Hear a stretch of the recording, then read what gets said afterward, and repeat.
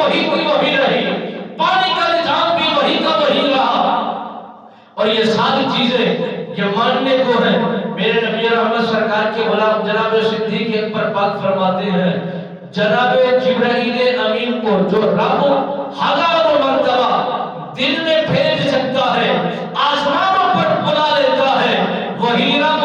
اپنے محبوب کو، رحمت کائنات کو، محمد عربی سرکار کو زمین سے لامکانہ کی سیر بھی کرا سکتا ہے اور اپنے پاس بھی بلا سکتا ہے اور اپنے قرب خاص میں گفتگو کا اجازت بھی عطا فرما سکتا ہے۔ وہ کریم رب ہے۔ میرے نبی رحمت فخر موجودات صلی اللہ علیہ وآلہ وسلم سرکار کو جب لے جا رہے ہیں، اب سفر طے فرما رہے ہیں،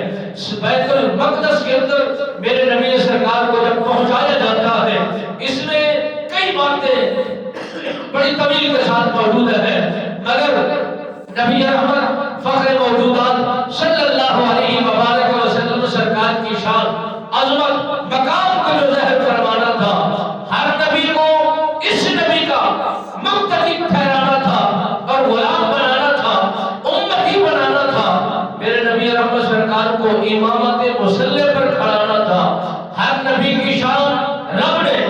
ورا الورا بنائی ہے، ہر نبی کی عظمت رب بے نیاز نے بڑی بلند فرمائی ہے، ہر نبی کا منصب و مرتبہ خدا وحدہ لا شریک نے بہت اونچا فرمایا ہے۔ جو منصب و مقام میرے نبی سرکار کو رب بے نیاز نے عطا فرمایا،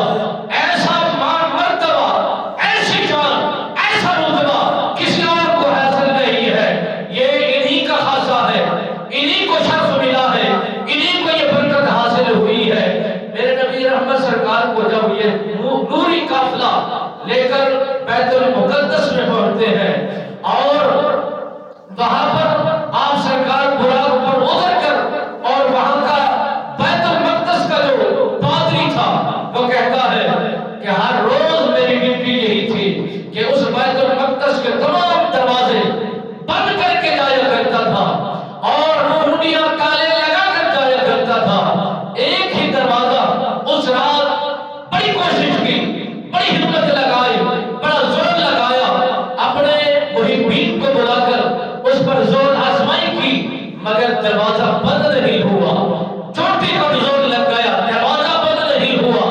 وہ پادری کہتا ہے، وہ متولی کہتا ہے کہ جب صبح میں اللہ کے اس گھر میں پہنچا، اپنے عبادت کرنے کے انداز کو پہنچا، میں نے دیکھا وہی دروازہ بند ہے جو ساری رات